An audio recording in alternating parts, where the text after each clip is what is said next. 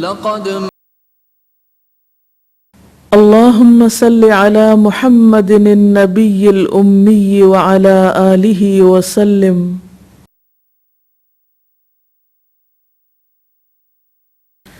السلام علیکم ورحمۃ اللہ وبرکاتہ.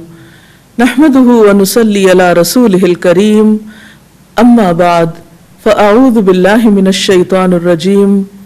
بسم اللہ الرحمن الرحیم. رب اشرح لي صدری ويسر لي امری واحلل عقدۃ من لسانی يفقهوا قولی. عن ابی موسیٰ عن النبی صلی اللہ علیہ وسلم قال: مثل البيت الذي يذكر الله فيه والبيت الذي لا يذكر الله فيه مثل الحي والميت. رواہ مسلم.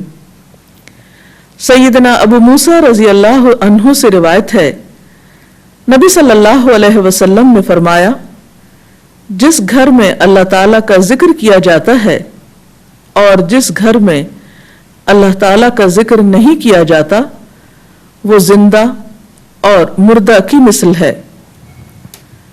اللہ کے بندے، اللہ سے محبت کرنے والے ہر حال میں اللہ کو یاد کرتے رہتے ہیں، خواہ وہ اپنے گھر میں ہو یا گھر سے باہر.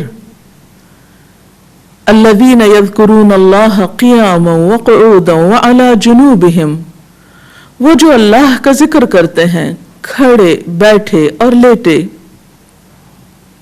ایسے لوگ دنیا کے کسی بھی حصے میں ہوں، کوئی بھی کام کر رہے ہوں، ان کے دلوں میں اللہ کی یاد سمائی ہوئی ہوتی ہے. ان کے دلوں میں اللہ کی یاد صرف مسجد کی حد تک یا کسی خاص جگہ سے ہی مخصوص نہیں ہوتی، بلکہ وہ اپنے گھروں میں بھی اللہ کو یاد کرتے ہیں. اس حدیث کے مطابق وہ گھر جن میں اللہ کا نام بلند ہوتا ہے، جس میں ذکر کیا جاتا ہے، وہ اس شخص کی طرح ہے جو زندہ ہو. اس کی مثال ایک زندہ انسان کی سی ہے.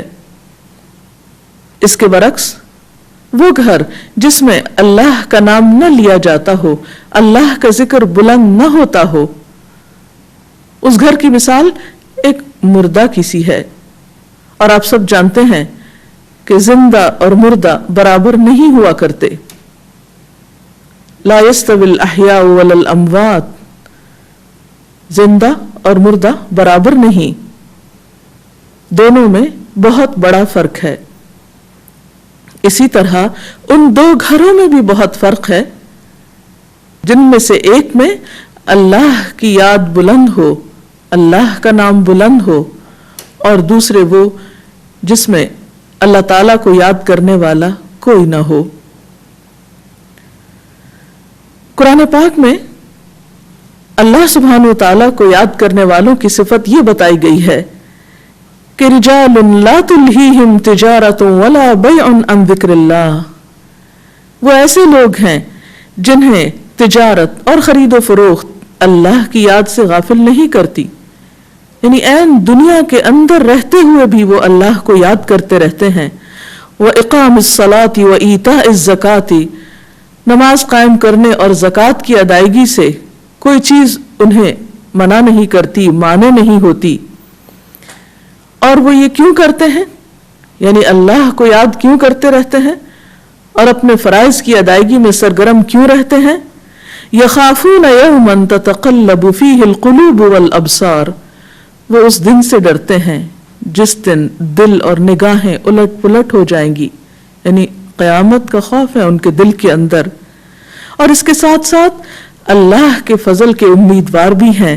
لیجزیہم اللہ احسن ما عملوا ویزیدہم من فضلہ. تاکہ اللہ ان کو بدلہ دے ان کے اچھے اعمال کا جو انہوں نے کیے، اور اپنے فضل سے زیادہ بھی نوازے. واللہ یرزق من یشاء بغیر حساب. اور اللہ اپنے رزق میں سے جسے چاہتا ہے بے حساب عطا کر دیتا ہے. تو بات یہ ہے کہ جو دل خوف اور امید کے درمیان ہوتے ہیں وہ دل اللہ کی یاد سے معمور ہوتے ہیں، اور جن لوگوں کے دل اللہ کی یاد سے معمور ہوتے ہیں ان کے گھر بھی اللہ کی یاد سے معمور ہوتے ہیں۔ عام طور پر گھروں میں دو طرح سے ذکر ہوتا ہے، ایک انفرادی ذکر اور ایک اجتماعی ذکر۔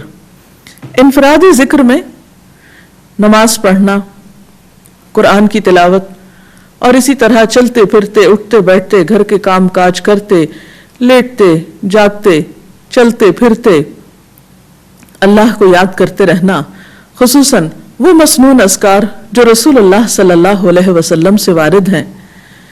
اور دوسری قسم اجتماعی ذکر کی ہے کہ کسی ایک گھر میں مختلف لوگ جمع ہو کر یا اہل خانہ ہی جمع ہو کر اکٹھے بیٹھ کر اللہ کو یاد کریں، اور اس سے مراد کسی خاص قسم کا وظیفے کا ورد ہی نہیں بلکہ اللہ تعالیٰ کی یاد کے مختلف طریقے ہو سکتے ہیں۔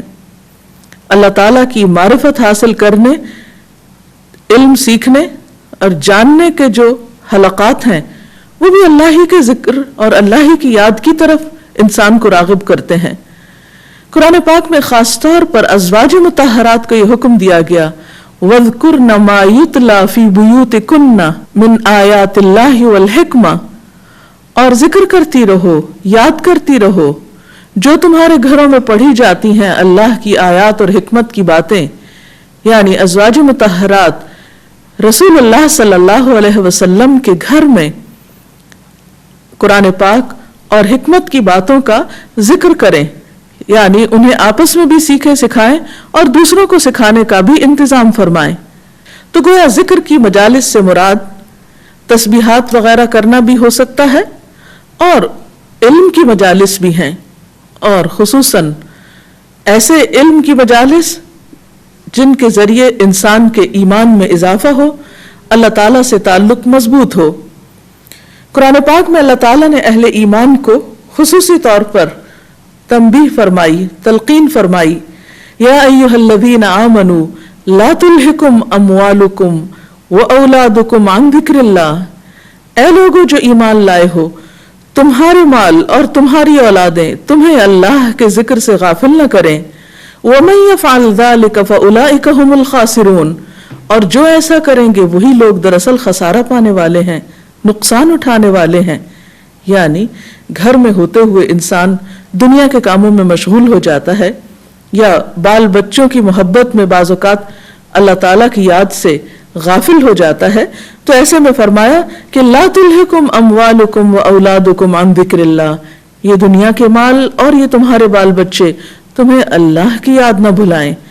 گویا گھر میں ہوتے ہوئے اللہ کو یاد کرتے رہو، اس دنیا میں رہتے ہوئے پھر ان نعمتوں کے دینے والے کو مت بھولو۔ حضرت ابو ہریرہ رضی اللہ تعالی عنہ بیان کرتے ہیں کہ رسول اللہ صلی اللہ علیہ وسلم نے فرمایا، جو لوگ اللہ کے گھروں میں سے کسی گھر میں جمع ہوتے ہیں اور اللہ کی کتاب کی تلاوت کرتے ہیں اور اسے باہم پڑھتے پڑھاتے ہیں تو ان پر سکون قلب اترتا ہے اور اللہ کی رحمت انہیں ڈھانپ لیتی ہے، اور فرشتے ان پر سایہ کرتے ہیں، اور اللہ تعالیٰ ان کا ذکر ان فرشتوں کے درمیان کرتے ہیں جو اس کے پاس ہیں، اور جس شخص کو اس کے برے عمل نے پیچھے ڈال دیا اس کا حسب نسب اسے آگے نہیں بڑھا سکتا۔ اگرچہ اس حدیث میں گھروں سے مراد مساجد ہیں، یعنی اللہ کا گھر، لیکن ہم دیکھتے ہیں کہ عملی طور پر ذکر کی یہ مجلسیں، علم کی یہ مجلسیں صرف مساجد تک ہی محدود نہیں رہیں، بلکہ حضرت عمر کے زمانے میں ہم دیکھتے ہیں کہ ہر 20 گھروں میں سے ایک گھر مدرسہ بن گیا، جگہ جگہ علمی مراکز کھل گئے، اور مسلمان ہونے کا مطلب تھا پڑھا لکھا ہونا، جاننے والا ہونا، کیونکہ قرآن پاک میں واضح طور پر بتا دیا گیا کہ قُلْ هَلْ يَسْتَوِي الَّذِينَ يَعْلَمُونَ وَالَّذِينَ لَا يَعْلَمُونَ، کہیے کہ کیا برابر ہو سکتے ہیں وہ لوگ جو علم رکھتے ہیں اور وہ جو علم نہیں رکھتے؟ تو ذکر کی مجلسیں صرف تلاوت قرآن ہی کی مجلسیں نہیں، بلکہ ساتھ ہی کیا فرمایا، وَيَتَدَارَسُونَهُ بَيْنَهُمْ، وہ ایسی مجلسیں ہیں جس میں لوگ ایک دوسرے کے ساتھ علمی مذاکرہ بھی کرتے ہیں، ایک دوسرے کو سکھاتے بھی ہیں، تعلیم بھی دیتے ہیں۔ اسی طرح ایک اور روایت میں آتا ہے کہ صحابہ کرام صبح کی نماز کے بعد حلقہ بنا کر بیٹھ جاتے، قرآن پڑھتے، فرائض اور سنن سیکھتے اور اللہ کو یاد کرتے۔ اسی طرح آپ صلی اللہ علیہ وسلم جب مختلف گھروں کے پاس سے گزرتے تو ان میں سے قرآن کی تلاوت کی آوازیں بلند ہو رہی ہوتی۔ آپ مختلف لوگوں کے گھروں کو ان کے اندر کے قرآن پڑھنے والوں کی آوازوں سے پہچانا کرتے تھے۔ پھر اسی طرح اکٹھے بیٹھ کر ذکر کرنے کی ایک اور جگہ پر بھی فضیلت آئی ہے۔ رسول اللہ صلی اللہ علیہ وسلم نے فرمایا، اگر میں ایسے لوگوں کے پاس بیٹھوں جو صبح کی نماز سے لے کر طلوع آفتاب تک اللہ کا ذکر کرتے ہیں تو یہ مجھے اس بات سے زیادہ عزیز ہے کہ میں اسماعیل علیہ السلام کی اولاد میں سے 4 غلام آزاد کروں، اور اگر میں ان لوگوں کے پاس بیٹھوں جو عصر کی نماز سے لے کر غروب آفتاب تک اللہ کا ذکر کرتے ہیں تو یہ مجھے اس سے زیادہ عزیز ہے کہ میں 4 غلام آزاد کروں۔ تو اس سے پتہ چلتا ہے کہ اکیلے اکیلے ذکر کرنے کے علاوہ مل جل کر ذکر کرنا بھی باعث تسکین ہے، باعث رحمت ہے، اور انسان کے لیے ایک بہت بڑی سپورٹ بنتا ہے۔ آپ صلی اللہ علیہ وسلم نے خاص طور پر گھروں کی طرف متوجہ کرتے ہوئے فرمایا، اپنے گھروں کو قبرستان مت بناؤ، کیونکہ شیطان اس گھر سے بھاگ جاتا ہے جس میں سورۃ البقرہ پڑھی جاتی ہے۔ ایک اور جگہ پر آپ نے فرمایا کہ جس شخص نے 10 آیات کے ساتھ قیام کیا یعنی رات کی نماز پڑھی وہ غافلوں میں نہیں لکھا جائے گا، اور جس نے 100 آیات کے ساتھ قیام کیا وہ فرما برداروں میں لکھ دیا جائے گا، اور جس نے 1000 آیات کے ساتھ قیام کیا تو وہ ان لوگوں میں لکھا جائے گا جو بہت زیادہ ثواب جمع کرتے ہیں۔ پھر اسی طرح ہم دیکھتے ہیں کہ رسول اللہ صلی اللہ علیہ وسلم فرض نماز مسجد میں ادا کیا کرتے تھے، لیکن نوافل گھر میں ادا کیا کرتے تھے تاکہ گھروں کے اندر بھی اللہ کے ذکر، اس کی یاد اور عبادت کی وجہ سے برکت ہو۔ تو ہم سب کو بھی چاہیے کہ ہم اپنے اپنے گھروں میں اللہ تعالیٰ کی عبادت کا خاص اہتمام کریں، بڑوں کے علاوہ بچوں کو، اہل خاندان کو، رشتہ داروں کو کبھی کبھار جمع کریں، مل جل کر اللہ کی باتیں کریں، اللہ کا ذکر کریں تاکہ گھروں کے اندر رحمت اور برکت ہو۔ اور یہ بھی یاد رکھیے کہ جب اکٹھے بیٹھ کر ذکر کیا جاتا ہے تو اللہ تعالیٰ ایسے لوگوں کا ذکر اپنے پاس کے فرشتوں کے پاس کرتے ہیں۔ انفرادی ذکر کے علاوہ گھروں کے اندر دینی مجالس ہونی چاہیے، سب اہل خانہ خود مل جل کر بیٹھ سکتے ہیں، دیگر قریبی رشتہ داروں کو بلا سکتے ہیں، ہمسایوں کو اکٹھا کر سکتے ہیں، کیونکہ قدرتی بات ہے کہ جب انسان ایک مجلس میں اکٹھے ہو کر مل جل کر کوئی کام کرتا ہے تو اس کی اپنی ہی ایک خاص رحمت اور برکت ہوتی ہے۔ تو اللہ تعالیٰ سے دعا ہے کہ وہ اپنی یاد سے ہمارے دلوں کو آباد رکھے۔ اس سلسلے میں اگر آپ کے ذہن میں کوئی سوال ہے تو آپ کر سکتے ہیں۔ جیسے کہ ابھی آپ نے فرمایا ہے کہ قرآن پاک میں ازواج مطہرات کو اس بات کا حکم دیا گیا تھا کہ وہ اپنے گھروں میں قرآن اور حکمت کی تعلیم کا بندوبست کریں۔ آپ کیا سمجھتی ہیں کہ ہمارے معاشرے میں ایک جو گھریلو خاتون ہے جس کے پاس اپنے گھر کے کام کاج کے بعد فارغ وقت بہت سارا بچتا ہے، اور جیسے کہ ہم سب بخوبی جانتے ہیں کہ اس فارغ وقت کو استعمال کرنے کے لیے مختلف قسم کی ایکٹیویٹیز خواتین کرتی ہیں، تو اس حدیث کے حوالے سے آپ کیا سمجھتی ہیں کہ اس فارغ وقت کا ایک بہترین استعمال کیسے ہو سکتا ہے؟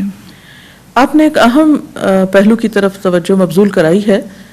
ہم دیکھتے ہیں کہ خواتین کا ایک بڑا وقت گھروں پر گزرتا ہے، یا گھر کی مالک جو ہے وہ خاتون ہی شمار ہوتی ہے، تو گھروں کو آباد کرنے میں اور خاص طور پر اللہ کے ذکر سے ان کو آباد کرنے میں خواتین کا ایک بہت بڑا رول ہو سکتا ہے۔ جیسے کہ ہم دیکھتے ہیں کہ اللہ تعالیٰ خاص طور پر گھروں کا ذکر کر کے ازواج مطہرات کو متوجہ فرماتے ہیں کہ وَاذْكُرْنَ مَا يُتْلَى فِي بُيُوتِكُنَّ، اس چیز کا ذکر کرو، یعنی اس کو عام کرو جو تمہارے گھروں میں پڑھی جاتی۔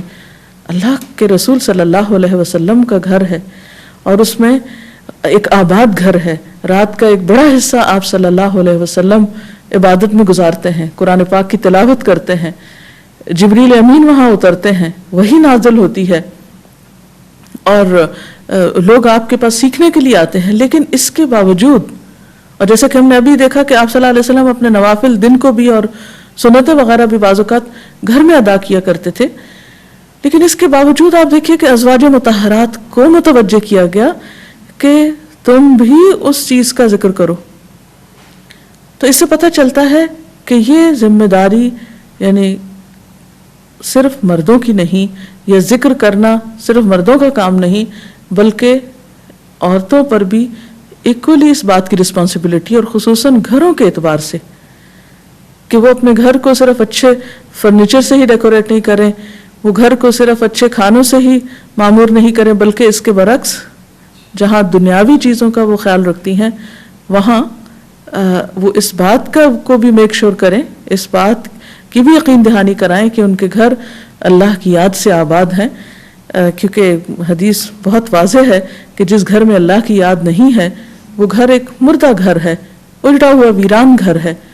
اور واقعی بعض اوقات ایسا محسوس ہوتا ہے، کچھ گھروں میں ایک وحشت سی ہوتی ہے، ایک بے سکونی کی سی کیفیت ہوتی ہے، ایک اداسی کی سی کیفیت ہوتی ہے، اور اس کی ایک بڑی وجہ اللہ کی یاد کا نہ ہونا ہے، کیونکہ یہ ساری کائنات، اس کی ہر ایک چیز اللہ کا ذکر کرتی ہے. قرآن پاک میں آتا ہے وَإِن مِّن شَيْءٍ إِلَّا يُسَبِّحُ بِحَمْدِهِ وَلَٰكِن لَّا تَفْقَهُونَ تَسْبِيحَهُمْ، کوئی چیز ایسی نہیں کہ جو اللہ کی تسبیح نہ کرتی ہو مگر تم ان کی تسبیح کو نہیں سمجھتے. تو اگر کائنات کی ہر چیز اللہ کو یاد کر رہی ہے، اللہ کی تسبیح بیان کرتی، اور انسان اگر اللہ کو یاد نہیں کرتا تو اس انسان کے پھر دل کا عالم کیا ہوگا. حدیث میں آتا ہے کہ وہ دل جس میں قرآن کا کچھ حصہ نہ ہو وہ اجڑے ہوئے گھر کی طرح، اور وہ گھر جس کے اندر اللہ کا ذکر نہ ہو وہ بھی مردہ کی طرح ہے، اجڑا ہوا ہے. تو اس لیے بے حد ضروری ہے کہ ہماری خواتین جہاں دنیا کے اور بہت سے کام کرتی ہیں وہاں خصوصی طور پر اپنی ذاتی عبادات میں بھی اور پھر اجتماعی طور پر اپنے بچوں کے ساتھ ایک کوالٹی ٹائم میں بھی ضرور اللہ کا ذکر کریں، سٹوری ٹیلنگ کے ذریعے، اچھی اچھی باتیں بتانے کے ذریعے، قرآن پڑھانے کے ذریعے. ہم دیکھتے ہیں کہ مسلمان امت میں یہ روایت بہت قدیم زمانے سے چلی آ رہی ہے کہ خواتین محلے بھر کے بچوں کو قرآن کی تعلیم یعنی ناظرہ قرآن کی تعلیم عام طور پر دیا کرتی تھی، اور اس کو ایک سوشل ورک سمجھا جاتا تھا اور ایک اچھی ایکٹیویٹی یعنی ایک ہیلدی ایکٹیویٹی اس کو شمار کیا جاتا تھا.